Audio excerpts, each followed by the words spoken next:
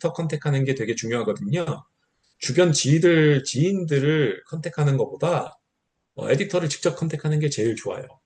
그러니까 주변 사람들한테 어느 저널에 뭐 해봤니? 뭐 어떠니? 이렇게 물어보면 그 사람들이 뭐 물론 되게 잘 알겠지만 본인들이 경험한 것 위주로 경험한 것을 바탕으로 알려주거든요. 그런데 예를 들어서 에디터가 최근에 바뀌었다.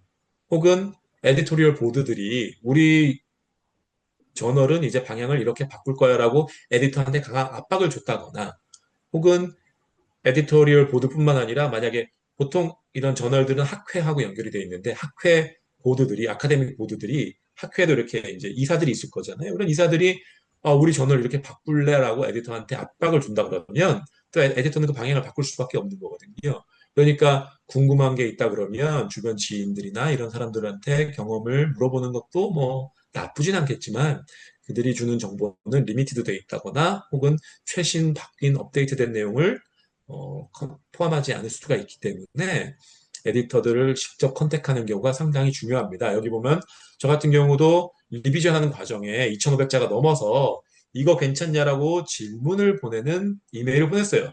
그러니까 여기에 대해서 이제 답이 온 거고요. 그다음에 그 보낼 때는 좀 정중하게 보내는 것이 상당히 중요합니다.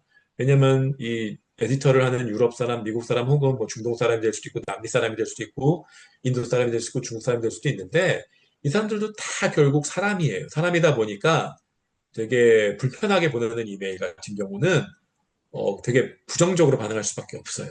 그러니까 아무리 내가 경력이 많은 교수라고 할지라도 심지어 저하고 같이 작업하는 저 박사 때 지도 교수님도 에디터들 컨택할 때는 상당히 예의를 갖춰서 컨택을 하거든요.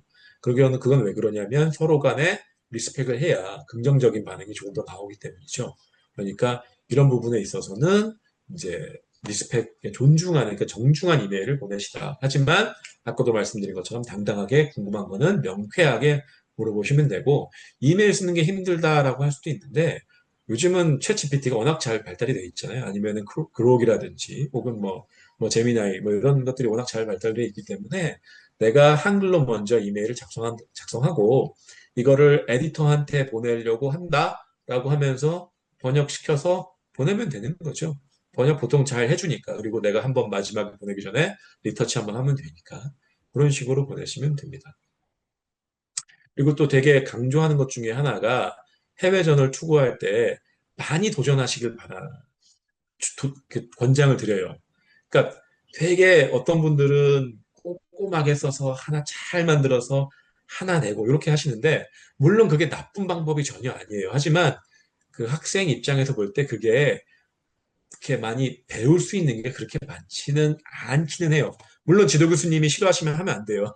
지도 교수님이 막 도전하는 거 싫어하시면 못하겠죠. 하지만 지도 교수님이 어느 정도 허락을 하신다 그러면 최대한 많이 도전하고 많이 실패를 하시면 더 많이 알게 돼요. 더 많이 배우게 되고.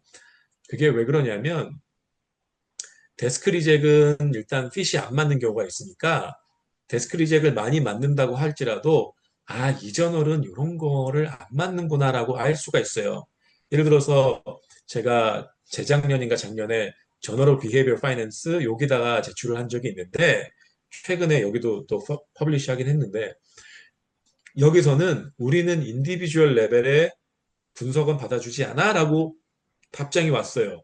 그래서 여기는 코퍼레이트 레벨에 분석을 해야겠구나. 그래서 다음번에 그 분석을 해서 제출을 한 거고요. 그러니까 또 JBF 같은 경우는 아까도 말씀드렸지만 JBF, 그 Journal of Experimental Behavior Finance 같은 경우는 최근 한 2년 전에 에디터가 바뀌면서 공식적으로 우리는 서베이 쓰지 않을 거야라고 했다고 하잖아요. 거기도 저희가 그 당시에 그것도 모르고 제출을 했었는데 그 리젝 나올 때 우리는 서베이 믿지 않아. 너희가 쓴 이 논문은 딱 1년, 딱 한 번 한 원타임 서베이이기 때문에 우리는 여기에 대해 신뢰하지 않아.